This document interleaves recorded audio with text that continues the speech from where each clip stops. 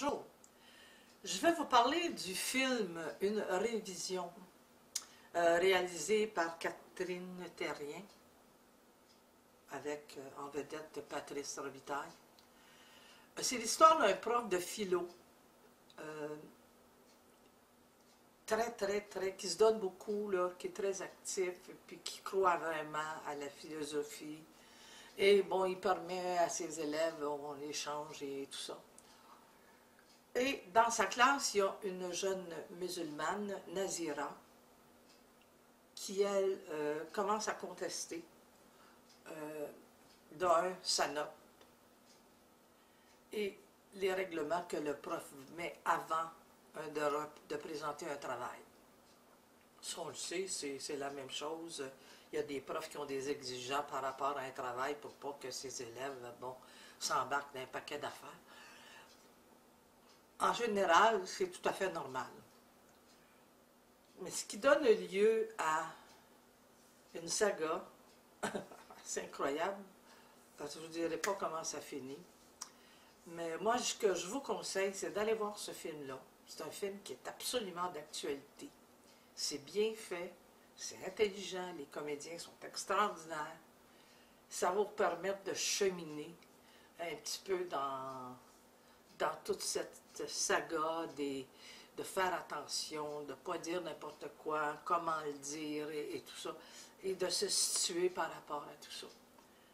Je ne vous donnerai pas mon opinion, je n'ai pas envie de me faire organiser, mais je vous conseille d'aller voir ça. Faites-vous votre propre opinion, faites-vous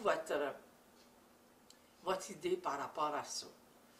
Je trouve ça important de nos jours, de peut-être s'arrêter, réfléchir un petit peu pour être capable de mieux continuer.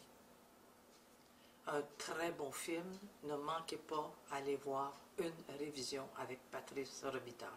Un film excellent. Bon cinéma.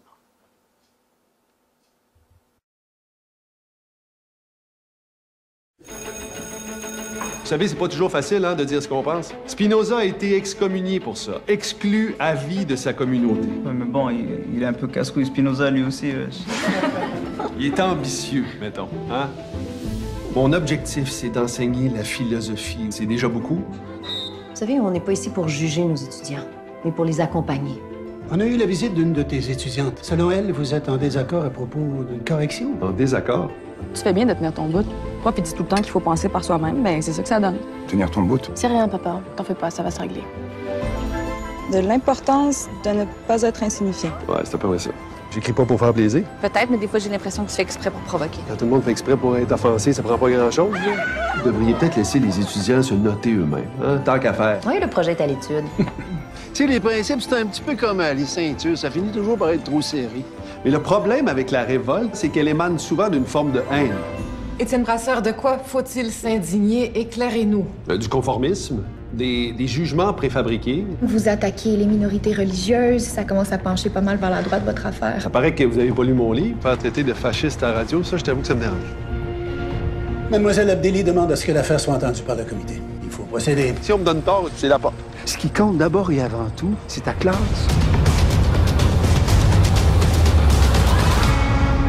Plus on comprend les choses, plus on existe. Qu'est-ce qui est important? La vérité. La vérité, c'est important. C'est pas, il y a une partie de moi que j'aurais l'impression de renier si je cédais. Tu es un excellent pédagogue, avec la tête puis le cœur à la bonne place. Puis tu seras jamais aussi utile à la société que dans ta classe avec tes élèves. La foi, c'est important, ma sœur. Et le courage aussi.